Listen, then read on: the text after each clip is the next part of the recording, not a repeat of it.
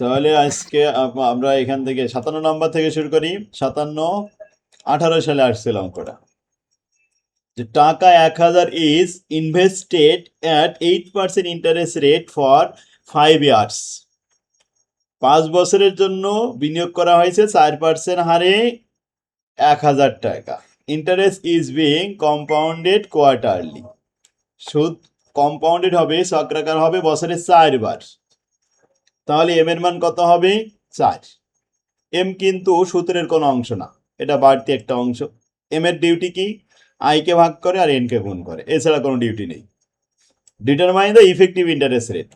এখানে present value, future value কিছুই বের করতে বলিনি, বলছে প্রকৃত সুদের হার বের করো। তাহলে সূত্রটা আমাদের জানা আছে, খুব সহজ একটা সূত্র। ই আই আর সমান সমান ব্র্যাকেটের ভিতরে 1 + i to the power n। এবার এম এর ব্যবহার, এম এর ডিউটি কি বলেছিলাম? আই কে ভাগ করবে আর এন কে গুণ করবে, -1 × 100। এখন এম এর মান তো 4, তাহলে আই এর মান ইন্টারেস্ট রেট হলো 8%। ইন্টারেস্ট রেট 8%, এটাকে ভাগ করবে সাইড দিয়ে। আর আরেকটা জিনিস মাথায় রাখতে হবে, ইফেক্টিভ ইন্টারেস্ট রেট বললে নাম্বার অফ ইয়ার, এই 5 বছর, 7 বছর, 1 বছর, 2 বছর কোনো কাজে আসবে না, শুধুমাত্র 1 বছর প্রকৃত সুদের হার বের করতে হলে অনলি এন এর মান 1 হবে। এন এর মান সর্বদাই 1। তো 1 এর সাথে 4 গুণ করলে 4 × 4, আর 8 কে 4 দিয়ে ভাগ করলে 2%, 0.02। 1.02-র উপরে পাওয়ার 4 দিয়ে আমরা যা পেয়েছি 0.08243। আচ্ছা, 1.08243 থেকে 1 বাদ দিয়ে দিলাম, দিয়ে 100 দিয়ে গুণ করলাম, 8.243% আনসার। এই হলো প্রকৃত সুদের হার। এর সাথে আবার 2 নম্বরও আসছিল 18 সালে। একটি মেশিন কিনতে কোম্পানিকে 93,000 টাকা দিতে হয়েছিল। তাহলে কস্টটা মেশিন 93,000 টাকা। মেশিনটির কার্যকরী আয়ুষ্কাল ছিল 12 বছর, নাম্বার অফ ইয়ার 12 বছর। ভগ্নাবশেষ মূল্য যদি 3,000 টাকা হয়, তাহলে স্যালভেজ ভ্যালু যদি 3,000 টাকা হয়, তবে লাভের অংশ থেকে প্রতি বছর শেষে কত টাকা 9% চক্রবৃদ্ধি হার সুদে জমা রাখতে হবে। তার মানে ভবিষ্যতে আমরা এই 93,000 টাকা জমা করব। তো 93,000 টাকা আমাদের আর লাগবে না, কারণ স্যালভেজ ভ্যালু যেহেতু 3,000 টাকা থাকবেই। আজকাল শেষে আমরা আরেকটা মেশিন ক্রয় করতে চাইলে আমাদের 90,000 টাকা জমা করলেই হচ্ছে, কারণ 3,000 টাকা তো আমাদের স্যালভেজ ভ্যালু থেকেই যাচ্ছে। তাহলে ওই 90,000 টাকা জমা করার জন্য আমাদেরকে কত টাকা করে কিস্তি জমা দিতে হবে, এই হচ্ছে প্রশ্ন। তার মানে আমরা কিস্তির মান বের করব। এখন ভবিষ্যতে কত টাকা জমা করতে চাই? 93,000 না 90,000? 90,000 জমা করতে চাই। কেন? কারণ 3,000 টাকা তো আমাদের সেলভেজ ভ্যালু থেকেই যাচ্ছে। সেলভেজ ভ্যালু না থাকলে 93,000 টাকা জমা করতে চাইতাম। তাহলে ওইটা ফিউচার ভ্যালু 90,000 টাকা।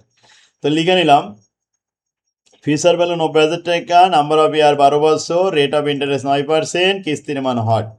উই নো দ্যাট ফিউচার ভ্যালুর সূত্র আমাদের জানা আছে, a ডিভাইডেড বাই i। ব্র্যাকেটের ভিতরে 1 + i to the power n -1। এখন মানগুলো আমরা লিখছি, ফিউচার ভ্যালু 90,000 টাকা, এর মান দেওয়া নেই, i এর মান 9%, 0.09 ব্যবহার করলাম। ব্র্যাকেটের ভিতরে 1 + i to the power n, n এর মান 12 বছর, -1। ব্র্যাকেটের ভিতরে কাজ করলাম, 1.09 এর উপরে 12 পাওয়ার দিয়ে দিলাম, দিয়ে আমরা এখানে মানটা পেয়েছি 2.813, সেখান থেকে 1 বাদ দিয়ে দিলাম। সেকেন্ড ব্র্যাকেটের কাজ শেষ। 1.813 তার সাথে a গুণ করলাম। এখন সাইড চেঞ্জ করে নিলাম, নিয়ে এর মান বের করলাম, এর সাথে যে অংশটা গুণ ছিল ওটা ভাগ হয়েছে ডানি পাশে এসে। এতে আমাদের মান বেরিয়েছে 4,468 টাকা। তার মানে 4,468 টাকা করে যদি আমরা এরকম 12 বার জমা দিই, তাহলে আমরা 12 বছর পরে 90,000 টাকা পাবো সুদে আসল মিলে। আর ওই 90,000 টাকা দিয়ে মেশিনটা ক্রয় করতে পারবো। ক্লিয়ার? অ্যাকুমুলেটেড ফান্ড তৈরি করা হচ্ছে। 58 নম্বরে আসেন। বার্ষিক 7% হারে 5 বছরের জন্য 20,000 টাকার উপর চক্রবৃদ্ধি সুদ নির্ণয় করো। কম্পাউন্ড ইন্টারেস্ট সূত্র আমাদের 2 নম্বর ফরম্যাটের অঙ্ক, এটা 19 সালে আসছিল। তাহলে প্রশ্নটা ছিল, find out the compound interest on টাকা 20,000 for 5 years at 7% per Anam. We know that, আমরা জানি কম্পাউন্ড ইন্টারেস্টের সূত্র হলো future minus present. Present value দেওয়া আছে 20,000, কিন্তু ফিউচার ভ্যালু তো দেওয়া নেই। নাও এখন আমাদের কাজ ফিউচার ভ্যালু বের করতে হবে। ফিউচার ভ্যালু সূত্র জানা আছে, প্রেজেন্ট ভ্যালুর সাথে 1 plus I to the power N গুণ করতে হবে। এখন প্রেজেন্ট ভ্যালু 20,000 টাকা মান লিখলাম, 1 প্লাস আই, আয়ের মান 7%, নাম্বার অফ ইয়ার 5 বছর। বাস এবার ব্র্যাকেটের ভিতরে কাজ করলাম, 1.07 এর উপরে পাওয়ার দিলাম 5 বছর দিলে 1.402552, এর সাথে 20,000 গুণ করলে 28,051 টাকা। সো কম্পাউন্ড ইন্টারেস্ট হবে 28,051 থেকে 20,000 বাদ দিলে 8,051 টাকা।